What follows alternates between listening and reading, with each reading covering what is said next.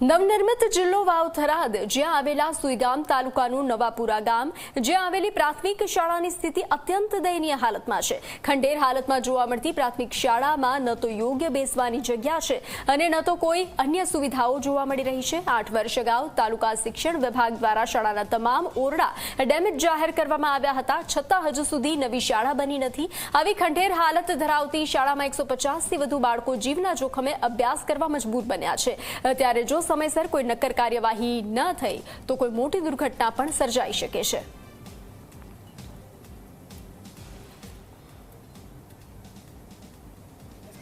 અને આ પરિસ્થિતિ ઘણા છેલ્લા 8-10 વર્ષથી છે। પાણીનું પૂર આવ્યું ને જ્યારે એના પછી આ સ્કૂલ ખરાબ થઈ ગઈ હતી અને એના કારણે આપણે ડેમેજ સર્ટિફિકેટ પણ 8 વર્ષથી આપેલું છે। 19ની અંદર ડેમેજ સર્ટિફિકેટ નિકુલભાઈ સાહેબ હતા, આચાર્ય સાહેબ એમણે આપેલું હતું। એના પછી 4 રૂમનું બોધકામ ઓલરેડી પાસ થયું હતું, પણ મેં પછી લેટર લખી શિક્ષણ મંત્રીને, સીએમ સાહેબે તો 8 રૂમનું મંજૂર કરાવ્યું, તો એમણે પણ મંજૂર કરીને પાછી એસઆઈમાં આપી દીધી હતી અને એ લોકોએ પણ મંજૂર કરી, પણ છતાં આની અંદર શું ટેન્ડર પડ્યું ખરી, પણ એની અંદર 2-3 વખત વધારો કરવામાં આવ્યો।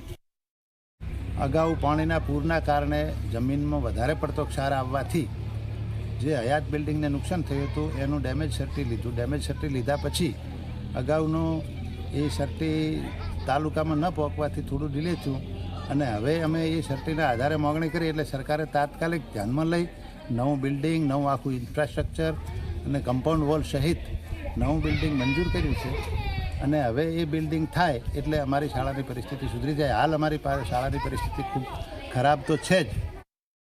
અમારા પાસે એક સારો રૂમ નથી અને વરસાદના કારણે અમારા થેલા ઉપર ટીપા પડે છે અને શિયાળામાં ઠંડી લાગે છે અને ઉનાળામાં ગરમી લાગે, તેથી સરકારને વિનંતી કે નવા રૂમ બનાવી આપે।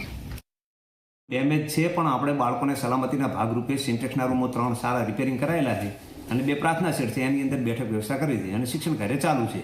બિલ્ડિંગ મંજૂર થઈ ગયું છે, 2-4 દિવસની અંદર ચાલુ થઈ જશે। કાલે જ એન્જિનિયર સાહેબ આવીને ગયા છે। સાહેબ કેટલા સમયથી આ તકલીફ બેઠી રહ્યા છે?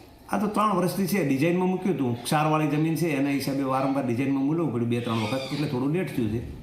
બાકી સરકારના પ્રયત્નો અને કચેરીના પ્રયત્નો બધા પોઝિટિવ જ છે।